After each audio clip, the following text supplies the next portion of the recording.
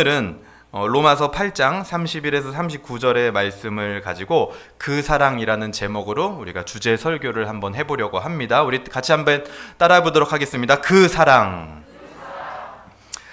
아까 처음 질문대로 여러분은 하나님의 사랑을 만나셨습니까? 사랑의 감격에 내 마음은 사로잡혀 있습니까? 오늘 이것을 설교를 들으면서 계속 우리가 한번 되뇌어 볼 수 있으면 좋겠습니다.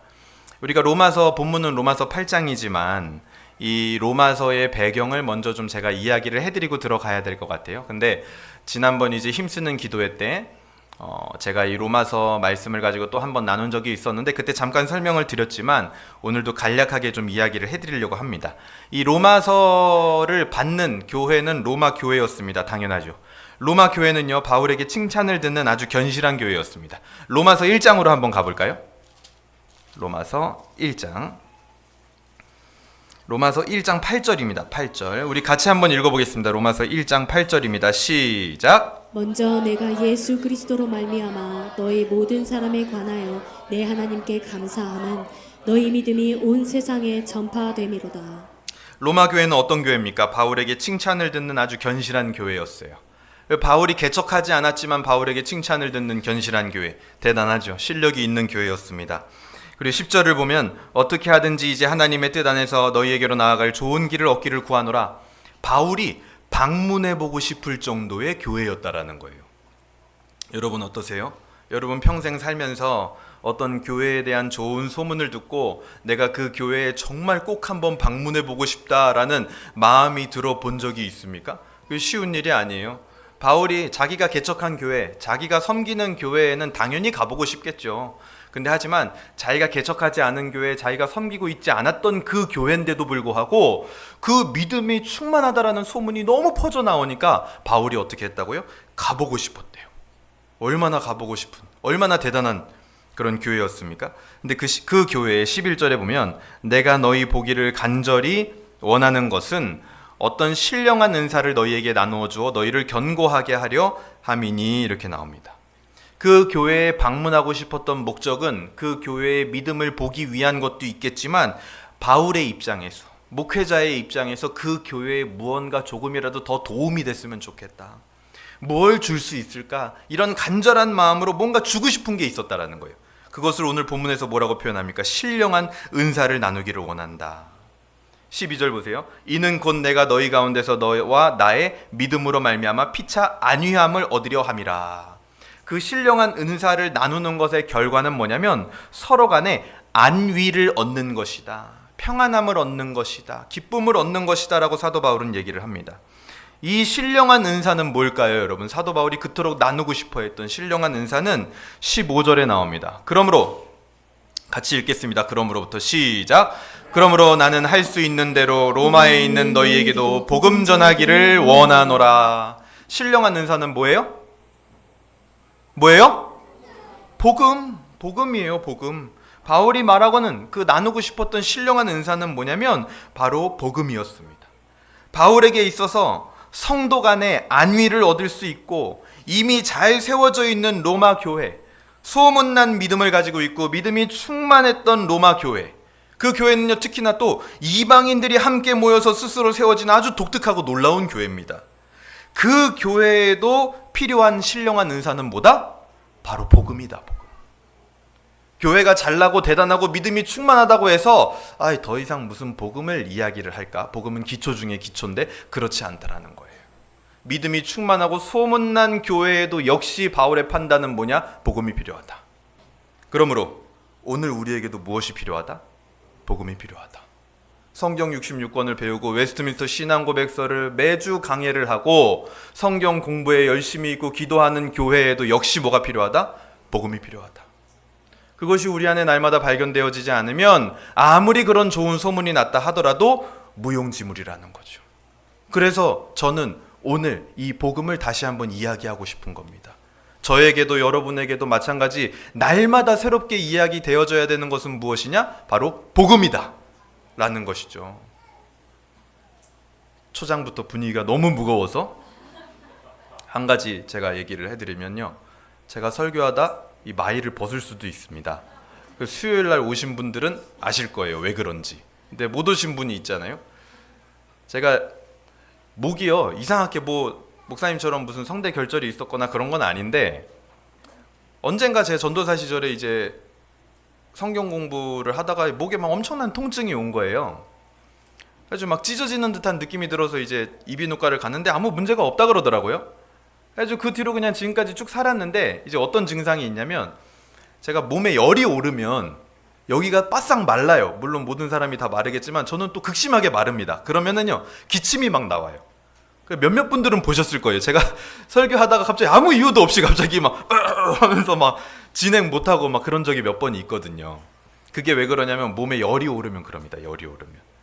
그래서 오늘 이제 고민을 많이 했어요. 처음부터 벗고 나오냐? 아니면 중간에 벗냐? 근데 처음부터 이렇게 이러고 나오면은 조금 이상하게 생각하시는 분들이 있을 것 같아가지고 모르겠습니다. 끝까지 입고 하던지 하여튼 중간에 그럴 수 있다라는 점을 미리 양해를 구합니다. 그래서 바울은 이 로마서에서 복음 그 자체를 로마서를 통해서 이제 로마 교회의 이야기를 하는데 자 이때 복음과 대립되는 개념으로 사용하는 한 가지 이 아젠다가 있어요. 그게 뭐냐면 바로 율법입니다. 율법. 정확하게 얘기를 한다면 복음에 대한 잘못된 인식. 그러니까 우리도 마찬가지, 그 당시 바울이 개척한 교회도 마찬가지. 모든 그리스도인들이 복음에 대한 왜곡되고 잘못된 인식을 하게 될 수 있는데 그것을 사도 바울은 율법적이다, 율법이다 이렇게 표현을 하는 거예요.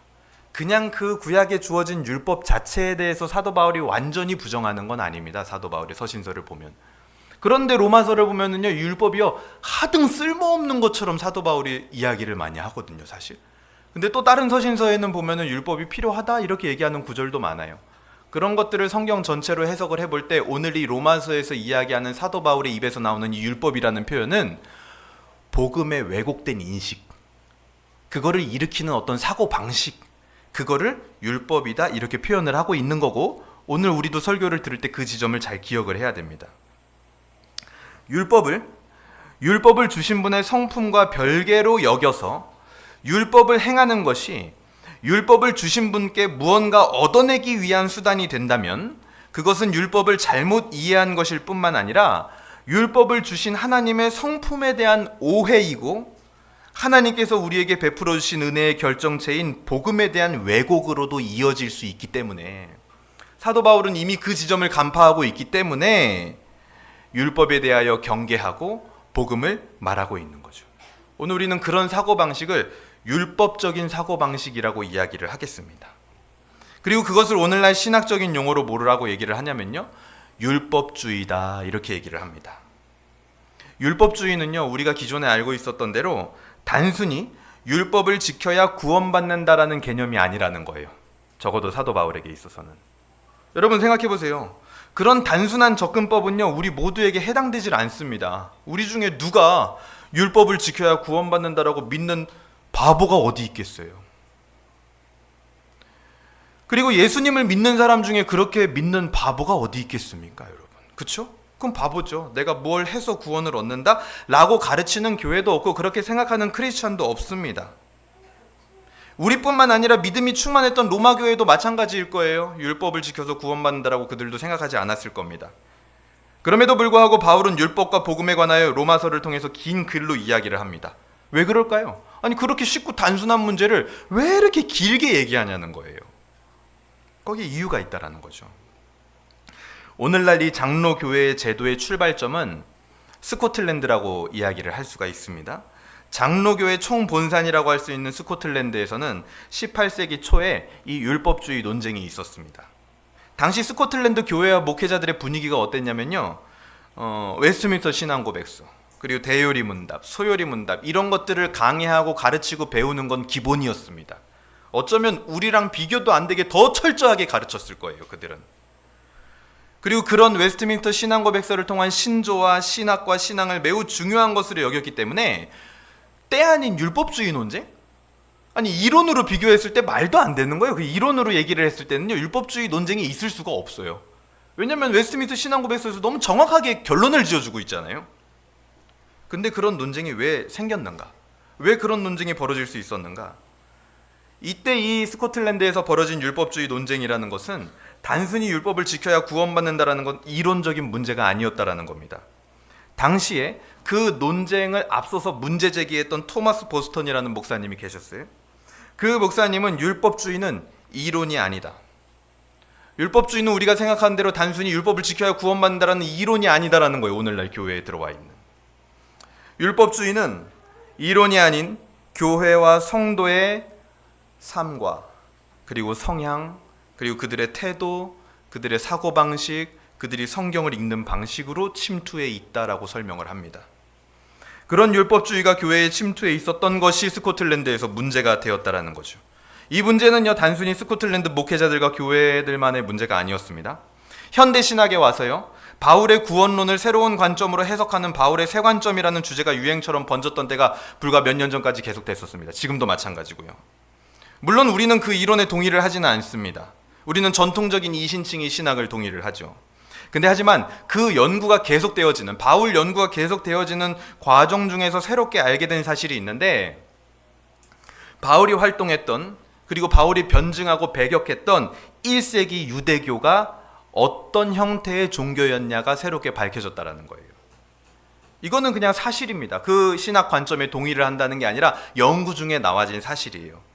1세기 유대교가 행위를 통해 구원받는다라고 그들은 믿지 않았다라는 거예요. 그 연구가 나왔다라는 거예요. 그것은 단순하게 유대인들을, 바리새인이나 서기관들을 행위를 통해 구원받는다라고 그들은 얘기를 했어 라고 성경을 해석해왔던 사람들에게는 신선한 충격이었죠. 그러면 그 유대교, 그 유대인들은 무엇으로 구원을 받는다라고 믿었을까요? 그들은 은혜로 구원을 받는다라고 믿었다라는 거예요. 아브라함의 전통으로부터 주어진 은혜로 구원받는다라는 사실을 그들도 이미 받아들이고 있었다라는 겁니다. 근데 다만 문제는 뭐냐? 은혜로 구원을 받지만 오직 은혜는 아니었다라는 거예요. 무조건적인 선택과 은혜가 아니었다라는 겁니다. 그들의 은혜는 은혜이긴 은혜이지만 조건적인 은혜예요. 그리고 은혜 외에 다른 것들을 첨가하고 있는 것이 문제였고, 이것은 초대교회를 치명적으로 파고들게 됩니다. 바울의 서신 속에 나타나는 바울의 사역을 어지럽혔던 유대 형제들에게 그 바울이 개척했던 교회 사람들이 쉽게 넘어갈 수 있었던 이유가 이거예요. 그냥 처음부터 대뜸 와가지고 은혜로 구원받는 거 아니야, 율법을 지켜야 돼, 행위로 구원받는 거야 라고 얘기했다면 넘어갈 사람은 아무도 없어요. 근데 하지만 굉장히 교묘한 거예요. 은혜로 구원받아. 근데 하지만 이것도 해야 하나님이 기뻐하시지 않을까? 라는 치명적인 속임수. 이게 왜 치명적인 속임수인지 제가 계속 설명을 해드리겠습니다. 아예 다르면 안 넘어가는데 미묘하게 아주 살짝 달랐기 때문에 그들이 빠져들었다라는 거죠. 이것은 오랜 시간을 거쳐서 로마 카톨릭 교회의 형태로 다시 등장을 하게 됩니다. 여러분, 로마 카톨릭에 대해서 얼마나 알고 계신가요? 로마 카톨릭은요, 은혜로 구원받는다라고 강조를 합니다. 그리고 우리 종교개혁의 전통을 떠받들고 있는 그 많은 신학자들이요, 사실은 로마 카톨릭 중세 신학의 품 안에서 신학 공부를 했던 사람들이에요. 로마 카톨릭도요, 은혜를 강조합니다. 하지만 그 근원과 진단은 똑같아요. 뭐냐? 오직 은혜가 아니었다라는 거예요. 무조건적 선택과 은혜가 아니었다라는 겁니다. 거기에 무언가 하나를 미묘하게 첨가했다라는 거예요. 형제님, 하나님의 사랑으로, 하나님의 은혜로 말미암아 형제님의 죄는 사해졌습니다. 그러니 가서 성당 마당을 청소하십시오. 아주 미묘한 차이예요. 그게 바로 뭐냐? 율법주의적인 것이다. 그게 스코틀랜드에서 문제가 되었던 논쟁이고, 오늘 사도 바울이 이 로마서에서 율법과 복음에 대해서 그토록 오랫동안 얘기하는 이유가 그건 거예요. 왜요? 그냥 단순하게 해결될 문제가 아니라는 거죠. 굉장히 미묘하고 교묘한 차이를 가지고 우리들 안에, 이 성도들 안에 들어올 수 있는 문제이기 때문에 사도 바울은 얘기한다라는 겁니다. 율법주의는 이론으로 생각하면 굉장히 쉬운 문제입니다. 하지만 교회 안에 파고드는 율법주의적 성향이나 율법주의적 사고방식과 판단은요, 쉽지 않은 문제예요. 그거는 과연 이 율법주의적이다라는 것이 무엇이고 왜 그것이 복음을 왜곡할 수가 있는지 성경에서 제가 몇몇 사례들을 한번 소개하려고 합니다. 누가복음 15장을 한번 펴보겠습니다. 오늘은요 관련 구절을 우리가 설교 중간에 같이 보도록 하겠습니다. 누가복음 15장은 우리가 잘 아는 탕자의 비유를 이야기하고 있습니다. 등장인물이 누구죠? 아버지, 그리고 큰아들, 그리고 작은 아들. 그래서 우리가 탕자라고 이야기하는 게 보통 둘째인 작은 아들이죠. 그렇죠? 그래서 이 탕자, 둘째의 삶은요, 이 아들의 삶은 굉장히 방탕해서 율법주의랑 아무 관련이 없어 보입니다. 왜냐하면 율법주의라는 것은 뭐예요? 굉장히 정형화되어 있고 무언가 해야 되고 규칙적이고 규범적이고 그런 것들을 가리키는 어떤 뉘앙스가 있잖아요. 근데 둘째는 어땠어요? 막 그냥 지 맘대로 살잖아요. 아버지 유산 받아가지고. 그러니까 아무 관련이 없어 보여요. 근데 하지만 이 둘째 아들의 독백을 보면은요, 그 안에 율법주의적인 면모가 굉장히 뼛속 깊이 얼마나 깊이 박혀 있는지가 나오게 됩니다. 탕자는요, 죽지도 않은 아버지의 유산을 가져다가 탕진하고 결국 굶어 죽게 되어서야 생각을 합니다. 뭐라고 생각을 하냐? 아버지께 돌아가서 잘못했다고 빌고 내가 이제 더 이상 아들이 아니라 종으로라도 받아달라고 하면 그러면 아버지가 받아주시겠지라고 생각을 합니다. 어쩌면 이거는요, 죄인이 할 법한, 잘못한 사람이 할 법한, 마땅히 해야 되는 그런 생각일 수도 있어요. 근데 하지만 이 비유를 통해서 예수님께서 말씀하시고자 하는 바가 무엇이냐라는 거죠. 바로 그렇게 생각하고 있는 탕자를 아무 조건 없이 먼저 다가와서 끌어안아 주시는 아버지의 모습을 예수님은 강조하고 싶은 거예요. 그것을 통해서 아버지의 사랑과 은혜를 말씀해 주시는 겁니다. 우리 누가복음 15장 20절을 우리 한번 같이 읽어보도록 하겠습니다. 15장 20절입니다. 누가복음 15장 20절 시작. 이에 일어나서 아버지께로 돌아가니라. 아직도 거리가 먼데 아버지가 그를 보고 치근히 여겨 달려가 목을 안고 입을 맞추니. 어떻게 했어요? 아버지는요, 그 탕자가 와서 무슨 말을 하기도 전에, 죄를 뉘우치기도 전에 먼저 와서 그 둘째 아들을 어떻게 하셨습니까? 끌어안아 주셨다라는 거예요. 하지만 그 둘째 아들 탕자는요, 어떤 생각을 하고 있었습니까? 그 생각 속에 어떤 생각이 있었어요? 아들의 지위가 아니라 종의 지위로 나를 깎아내려야만 아버지께서 받아주시겠지 라고 아버지를 어떻게 하고 있는 거예요? 오해하고 있는 거예요. 이게 바로 율법주의적인 사고방식입니다. 내가 뭘 해야만 아버지가 기뻐하실 것이고 내가 어떤 조건을 충족시켜야만 아버지가 받아주실 것이다. 오직 은혜와 무조건적 선택 외에 무언가 자꾸만 추가되는 복음의 왜곡. 그럼 왜 일어나냐? 하나님의 성품에 대한 오해예요. 그 뒤에 등장하는 첫째 아들은요, 둘째와 대립적인 포지션에 있는 것 같지만 사실은 이 둘의 문제는 똑같습니다. 첫째 아들은 뭐라고 합니까? 누가복음 15장 28절. 그가 노하여 들어가고자 하지 아니하거늘 아버지가 나와서 권한대 아버지께 대답하여 이르되 내가 여러 해 아버지를 섬겨 어김이 없거늘 내게는 염소 새끼라도 주어 나와 내 벗으로 즐기게 하신 일이 없더니 아버지의 살림을 창녀들과 함께 삼켜버린 이 아들이 돌아오매 이를 위하여 살찐 송아지를 잡으셨나이다. 굉장히 분노하고 비꼬고 있는 거죠. 분노에 가득 차 있습니다. 지금 첫째 아들이요. 결국 첫째 아들의 이러한 말과 생각의 배경이 뭐냐는 거예요.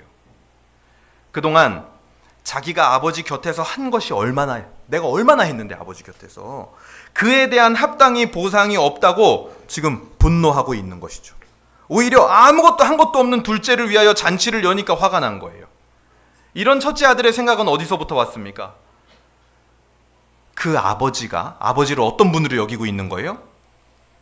명령을 지켜 행하고 아버지의 명령을 지켜 행하고 아버지를 위해서 무언가 해야지만 기뻐하시고 보상을 주실 것이라는 아버지에 대한 지독한 오해로부터 말미암아서 이런 말들이 튀어나올 수 있는 거예요. 이것이 율법주의적인 사고방식이다. 그러니까 첫째와 둘째는요, 사실은 똑같은 인간의 근원과 근본을 보여주고 있는 겁니다. 그게 우리들 안에도 얼마나 뼛속 깊이 박혀 있는지요. 율법주의는 하나님의 성품에 대한 오해로부터 시작이 되는 겁니다.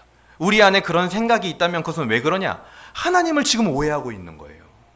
내가 뭘 해야만 주는 분으로 여기고 있는 거죠. 그래서 우리는 예배에 나올 때도요, 내 기분과 감정이 그것에 의해서 좌우됩니다. 어떨 때는 내가 당당해요.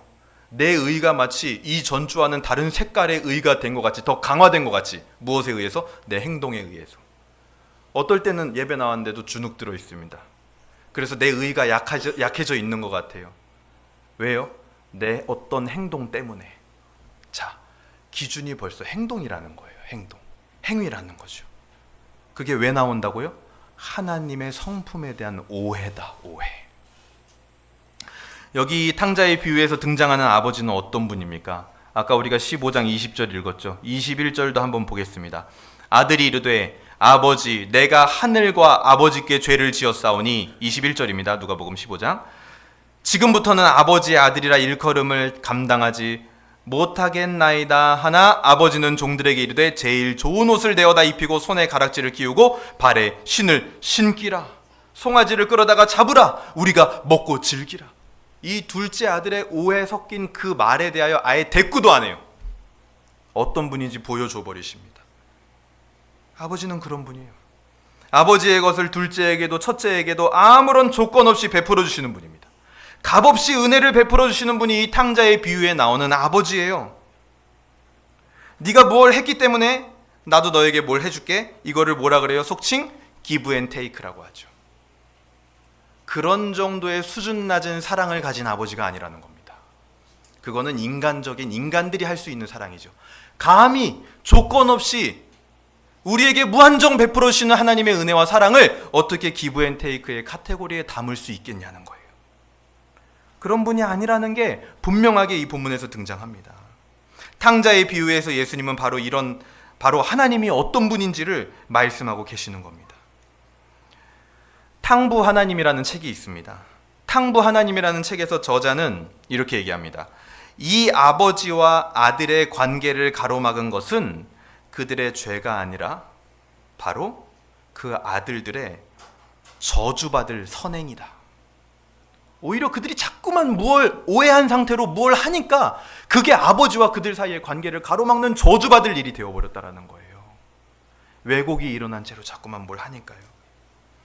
율법주의적 사고에 사로잡힌 자에게 선행은 오히려 하나님과의 관계를 더욱더 크게 가로막고 하나님을 한없이 오해하게 만드는 벽이 될 수 있다는 겁니다.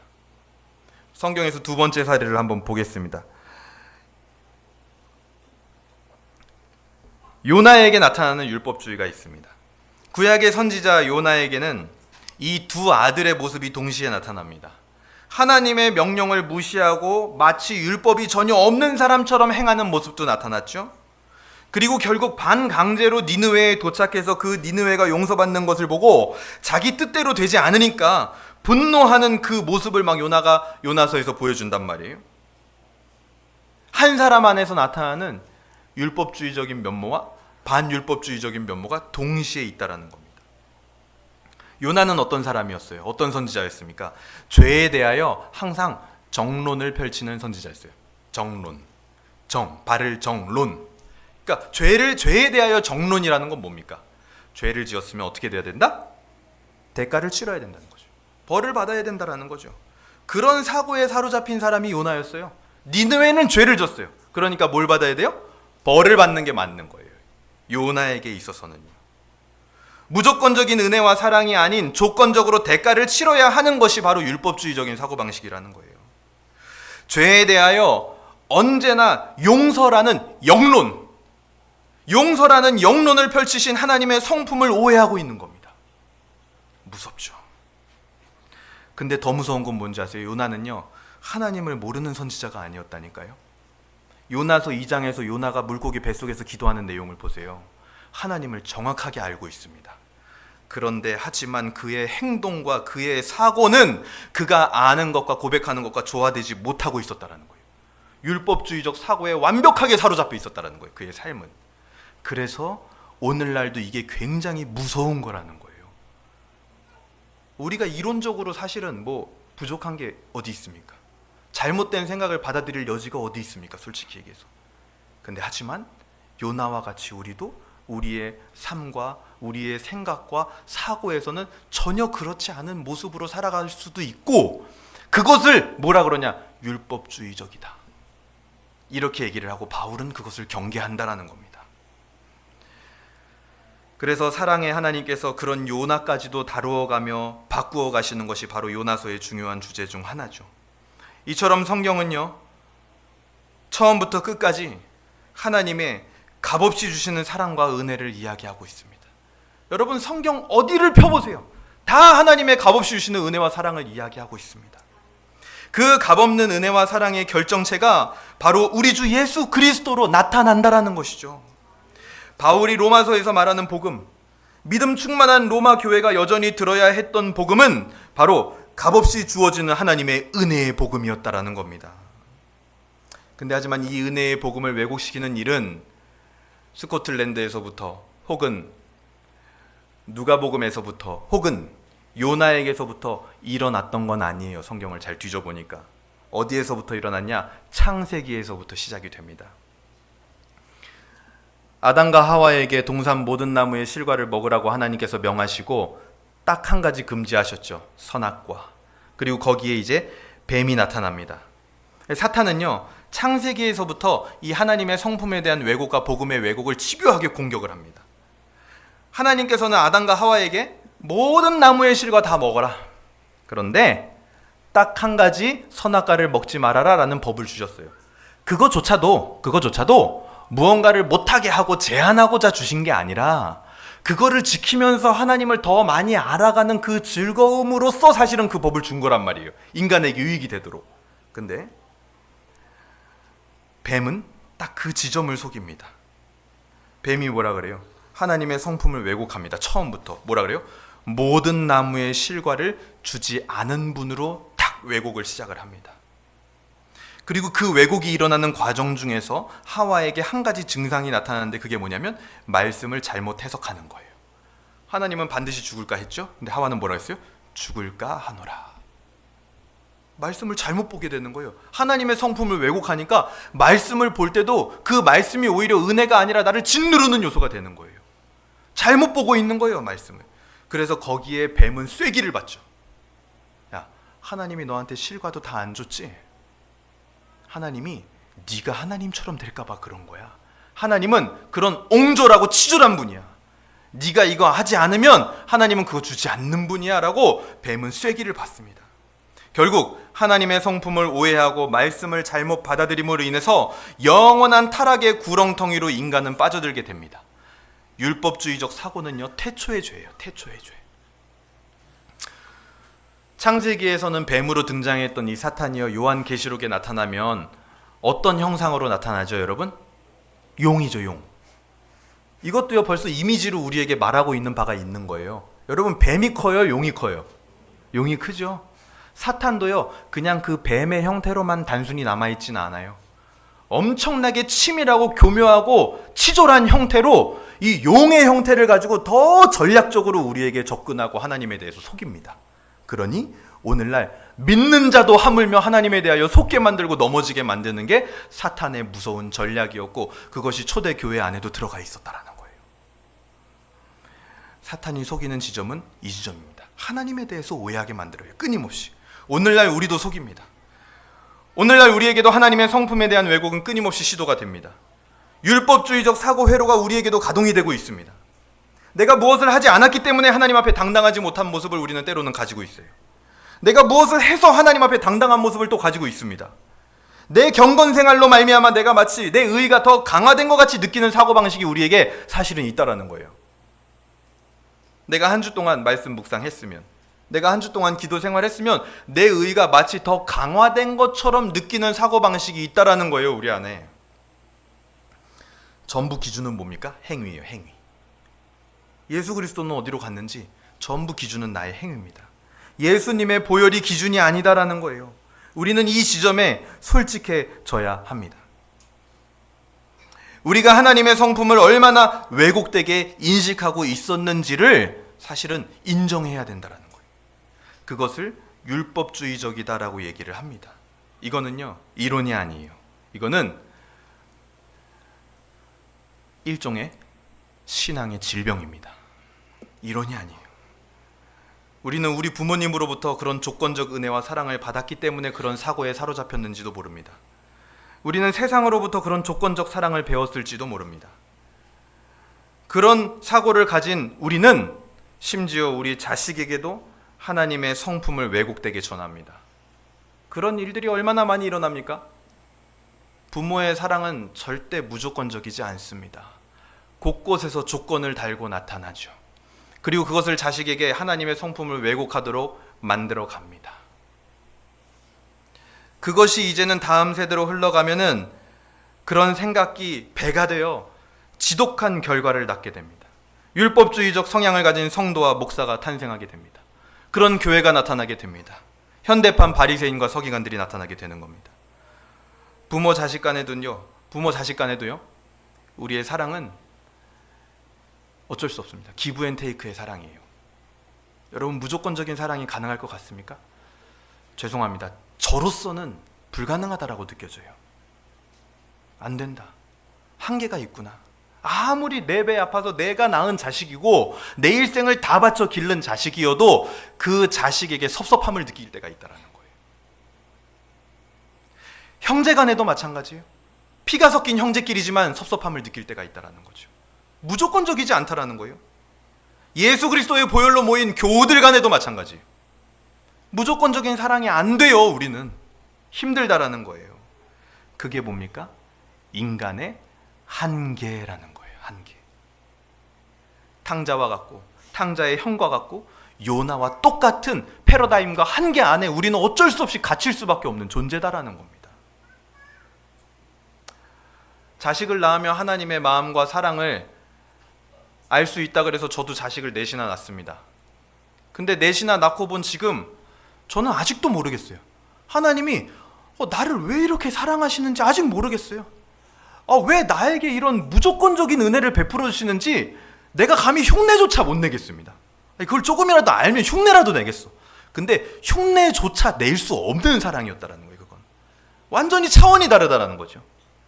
우리는 우리 안에 갇혀서 기브 앤 테이크밖에 못한다라는 거죠. 우리는 아무리 발버둥 쳐도 또다시 율법주의적 사고에 빠져들고 나를 정죄할 뿐만 아니라 남도 정죄하고 그렇게 바라보고 판단하면 어쩌면 벗어날래야 벗어날 수 없는 큰 굴레에 사실은 우리는 걸려 있는지도 모릅니다.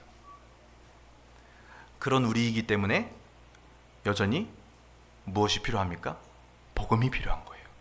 그래서 그런 우리라서 복음이 아니면 살 수가 없는 거예요. 사실은 우리는 그 복음이 우리를 붙들어주지 않으면 잠깐만 틈이 주어지면 여전히 그런 사고방식으로 흘러갑니다. 단 하루라도요. 단 한 시간이라도, 단 1초라도요. 이런 비참한 제약을 가진 우리를 하나님께서는요, 무조건적인 은혜와 사랑으로 모든 것이 조건적이었던 세상과 율법주의적 사고에서 우리를 건져 주셨다라는 겁니다. 그것이 바로 복음이고 우리 주 예수 그리스도께서 우리에게 행하신 일입니다. 언제나 우리 죄에 대하여 정론이 아닌 영론으로 우리를 품으시고 은혜를 주시고 사랑하시는 하나님. 그 은혜의 결정체가 바로 오늘날 예수 그리스도로 나타났다라는 것이죠. 그렇기 때문에 우리에게요, 다른 조건은 필요 없습니다. 하나님이 오늘 우리 이 예배 자리에 나오는데도요, 다른 조건을 요구하신 적이 없어요. 근데 왜 우리는 다른 생각에 자꾸만 사로잡혀 있냐고요. 아무것도 요구하신 일이 없습니다. 그냥 내게 오라. 하나님은요, 괴팍한 아버지가 아닙니다. 우리가 챙겨줘야 되는 존재도 아닙니다. 언제나 한량없는 은혜로 사랑의 품으로 우리를 부르시는 분이십니다. 하나님의 사랑은 기브 앤 테이크와 같은 세상의 사랑이 아닙니다. 감히 무엇으로도 형용할 수 없는 그 사랑이 바로 하나님의 사랑이라는 거죠. 사실 우리는요, 인간은요, 알 수조차도 없는 사랑입니다. 그 사랑으로 우리를 사랑하신다라는 거예요. 제가 이 말을 하면서도 웃겨요, 솔직히. 왜냐하면 그 사랑을 인간은 알 수 없거든요. 근데 그게 감히 뭔 줄 안다고 그 사랑으로 우리를 사랑하신다 이러고 있냐는 거예요. 이제는 예수 그리스도께서 우리를 위하여 달리신 그 십자가를 부끄럽게 해서는 안 되겠습니다. 모든 조건을 충족시키기 위해서 십자가에 달리셨는데 그 십자가가 부끄럽게 우리 스스로 자꾸만 어떤 조건을 달고 있다면 그렇게 해서는 안 된다라는 것이죠. 하나님의 성품을 왜곡하고 무조건적인 은혜를 주신 하나님께 자꾸 나 나름대로 조건을 달고 그렇게 살아가고 그것 때문에 하나님 앞에 여전히 노예와 같이 살아가고 날카롭고 예민하고 내 경건을 자랑했던 어리석음, 그것을 오늘 십자가 앞에 우리는 모두 내려놓아야 합니다. 그것이 바로 복음입니다. 그래서 바울은 그런 마음으로 오늘 본문 우리가 읽었던 로마서 8장 31절에서 39절을 적어 내려간 것입니다. 우리 본문을 한번 읽어보도록 하겠습니다. 로마서 8장 31절로 다시 갑니다. 로마서 8장 31절. 그런즉 이 일에 대하여 우리가 무슨 말을 하리요? 만일 하나님이 우리를 위하시면 누가 우리를 대적하리요? 자기 아들을 아끼지 아니하시고 우리 모든 사람을 위하여 내주신 이가 어찌 그 아들과 함께 모든 것을 우리에게 주시지 아니하겠느냐?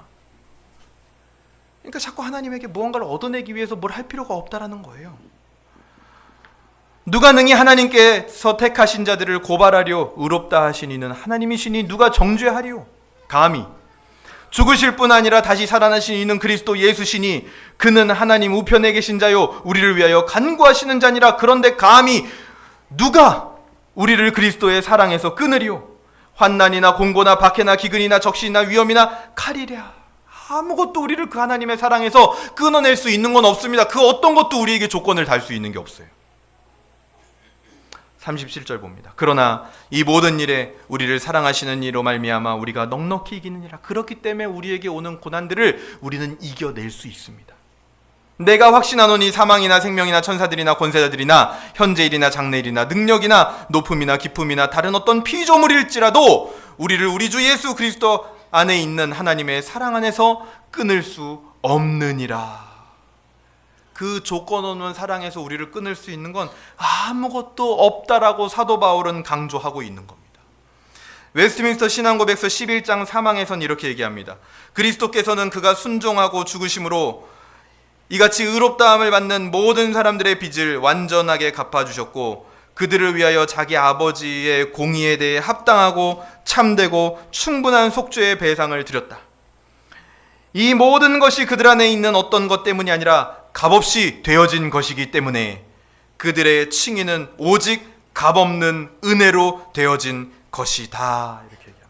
뭐라고요? 값없이 되어졌다. 값이 없어요. 조건이 없습니다. 자꾸. 그러니 이 은혜의 능력을 맛본 사도 바울은 그가 쓴 모든 서신서 맨 마지막에 뭐라고 얘기하는 줄 아세요? 은혜가 너희와 함께 있을지어다. 교회에 수많은 문제들이 있었습니다. 사도 바울이 개척한 교회에도. 그 당시라고 왜 문제가 없었겠습니까? 근데 하지만 사도 바울은 알고 있는 거예요. 너희들이 이 조건 없고 값없는 이 은혜를 만난다면 이 모든 문제는 해결된다. 거기서부터 시작이라는 거예요. 그래서 항상 마지막에 뭘 얘기해요? 은혜가 너희와 함께 있을지어다. 이제는 그래서 그 구절이요, 그냥 관용구, 그냥 마지막 인사, 그렇게 안 보이는 거예요. 사도 바울은 정말 조건 없는 은혜를 얘기하고 있구나. 그 은혜를 만난 사람이구나. 신약 성경의 3분의 2를 기록한 사도 바울이 왜, 아니 그가 소망의 값어치를 몰랐겠습니까? 사랑의 값어치를 몰랐겠습니까? 왜 그는 주구장창 처음부터 끝까지 믿음만 얘기하냐는 거예요. 그게 그만큼 중요하다라는 거예요. 이 바른 믿음, 하나님의 성품에 대한 왜곡이 없는 올바른 믿음으로 너희가 시작하는 것이 매우 중요하다라는 거예요. 그게 시작이 되면 그 뒤는 어떻게 돼요? 하나님께서 이끌어 가시는 거예요. 어디까지요? 사랑까지요. 그러니까 베드로서에 우리가 볼 때 믿음으로 시작하여 사랑으로 끝나는 우리의 성화의 단계가 소개가 되죠. 그것도 이젠 다르게 보여요. 내가 해야 되는 게 하나도 없구나. 맨 처음 시작 단계인 그 믿음이 올바르게 뿌리내리고 있다면 사랑까지 이끌어 가시는 것은 하나님이다. 근데 우리는 그것도 율법주의적인 사고방식에 사로잡혀서 그걸 볼 때도 어떻게 해석을 합니까? 하와처럼 믿음 위에 내가 뭘 또 더 해야 되고, 그 위에 내가 뭘 또 더 해야 되고, 내가 자꾸만 뭘 해야 되고, 이거 해야 되고, 이거 해야 되고, 이거 해야 된다. 우리는 성경을 그렇게 보고 있었던 거예요. 오늘 본문에서 나타나는 하나님의 마음이 무엇입니까? 예수 그리스도께서 대가를 지불하셨기 때문에 하나님의 노여움 대신 기쁨을 산 게 아닙니다. 우리는 오해하지 마세요. 예수님이 대가 치러주셔서 그 무서운 하나님으로부터 우리가 기쁨을 살 수 있게 되었다? 아니에요. 하나님은요, 그 자체가 이미 사랑이 풍성하시고 넘치시는 하나님이시며 그 사랑과 은혜의 결정체가 바로 예수 그리스도로 나타난 거고, 또한 성령으로 나타나심을 신약 성경을 통해 사도들의 입을 통해서 외치시는 하나님의 심정이 나와 있는 겁니다. 오늘 말씀을 어떻게 적용할 수 있을까요? 내가 왜곡되게 인식하고 있었던 하나님의 성품은 무엇이었습니까? 내가 하나님 앞에 나아올 때 당당하고 당당하지 못했던 신앙의 기준은 도대체 여러분 뭐였습니까? 내가 다른 사람을 바라볼 때, 내 자녀를 바라볼 때, 교우를 바라볼 때 평가하는 기준은 무엇이었습니까? 그것을 다시 돌아보며 여기 이 자리에 있는 우리 모두가 다시 한번 복음을 만나길 바랍니다. 혹시라도 우리 중에 나는 아직까지 그런 하나님의 무조건적인 은혜와 복음을 만났는지 잘 모르겠다. 오늘 그것을 위하여 기도하세요. 하지만 나는 이미 그 복음을 만났지만 내 안에 어느샌가 나도 모르게 그 복음이 쇠퇴하여 내 사고와 생각의 회로가 자꾸만 하나님의 성품을 오해하는 쪽으로 가고 있다면 복음의 재발견을 위하여 기도하시길 바랍니다. 내 안에 감추어져 있던 그 복음이 내 안에서 깨고 올라와 재발견될 수 있도록. 그래서 말씀과 기도 안에 거할 때 이 복음이 하나님의 성품을 기반으로 한 말씀과 기도 안에 거할 수 있도록 기도하시길 바랍니다. 그 지점이 엇나가면 아무리 말씀과 기도라는 경건의 모양을 갖춰도 예수님이 뭐라 그랬어요? 경건의 모양은 있으나 능력은 없다. 그것이 잘못돼 버리면요. 그게 그 의미예요. 경건의 모양은 있어요. 근데 그 안에 능력이 왜 없습니까? 값없는 하나님의 은혜에 대한 감격이 없으니까 능력이 있을 수가 없죠. 이 복음의 놀라운 신비에 대한 이해와 만남이 없으니까 그 안에 능력이 있을 수 없는 겁니다. 왜요? 만날 말씀 배우고 기도해도요. 뭐가 중요하냐는 거예요. 뭐가. 말씀을 정리하겠습니다. 사랑하는 성도 여러분, 우리는 이 복음이 있기 때문에 우리는 우리를 조건 없이 용서하신 이 복음에 감격하여서 누군가를 용서할 수 있는 겁니다. 첫째 아들은 둘째를 용서를 못했죠. 근데 우리는 할 수 있다는 거. 왜요? 하나님이 우리를 값없이 용서해 주셨으니까요. 우리는 우리를 조건 없이 환대해 주시고 안아주신 하나님의 복음에 감격하여 누구든지 환대할 수 있는 겁니다. 교회 안으로. 그가 성경에 관심이 있든 없든, 기도하는 사람이든 아니든, 이상한 말을 하든 안 하든, 나와 때로는 정치적 견해가 다르든 다르지 않든 하나님이 우리를 그렇게 환대해 주셨잖아요. 조건 없이. 그러니 우리도 누군가를 환대해 줄 수 있다라는 겁니다. 아니요, 있어야 된다라는 거죠. 복음을 만났다면. 우리가 갖추어야 했던 조건들은 예수 그리스도께서 모두 값을 치렀기 때문에, 이미 고난을 이기신 주님이 계시기 때문에 우리는 우리 삶 가운데 다가오는 어떠한 고난도 이길 수 있는 겁니다. 이제는 즐겁게. 복음을 만났기 때문에요. 외적인 조건이 나를 굴복시키려고 해도 예수님께서 내 유일한 조건이 되시기 때문에 세상의 속임과 그런 속삭임에 우리는 굴하지 않을 수 있다는 겁니다. 그래서 우리의 순종은 비굴한 종으로서의 순종이 아니라 이제는 뭐예요? 아들로서 행복한 순종이 되는 거예요. 여러분 자녀가요, 여러분 친한 친구가 혹은 내 조카가 나한테 와가지고 마치 직장 상사한테 잘 보여야 되듯이, 마치 큰 대회에 나가서 앞에서 심사위원들 앞에서 무언가를 발표하듯이 나한테 접근을 하고 이야기를 한다고 생각해 보세요. 점수를 따야 된다고 생각을 하고. 그거를 보는 부모의 마음이 어떨까요? 굉장히 안쓰럽겠죠. 근데 우리가 하나님 앞에 그러고 있지는 않은지. 복음은 그것을 요구하지 않습니다. 그냥 아들로서 너희가 행복하게 순종하는 것이다. 너희가 하는 그 어떤 행위도 하나님이 이걸 해야 내가 뭘 준다라고 요구하시지 않았어요. 그냥 그 행위라는 거를 두신 것 자체도 뭐냐면 그거를 하면서 하나님과 함께 즐겁고 행복하고 교제하는 거예요. 그러기 위해서 그 행위의 요소들이 있는 겁니다, 여러분.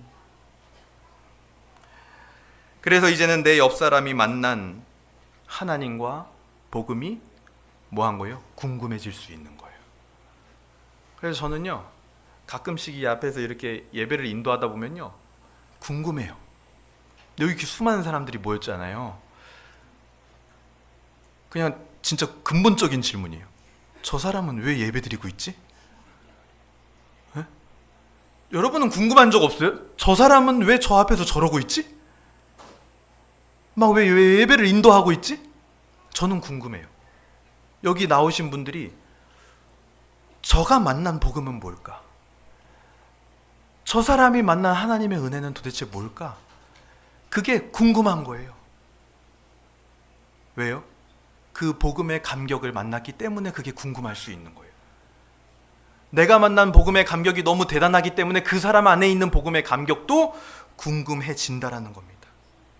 그래서 영혼에 대한 관심이 일어나는 거예요. 그리고 그것이 결국에는 그 안에 있는 하나님과 복음에 대한 관심으로 연결이 되는 거죠. 그래서 성경에서 말하는 하나님 중심의 삶과 영혼 중심의 삶, 하나님 사랑과 이웃 사랑의 삶이 조화롭게 이어질 수 있는 게 그 복음 안에 있는 겁니다. 놀라운 영적인 원리인 거죠. 그런 하나님의 은혜와 사랑의 감격에 사로잡히는 저와 여러분이 되기를 주님의 이름으로 소망합니다. 우리 오늘 그 하나님의 사랑과 복음을 기억하면서 우리 함께 하나님 앞에 찬양을 올려드릴 수 있으면 좋겠습니다.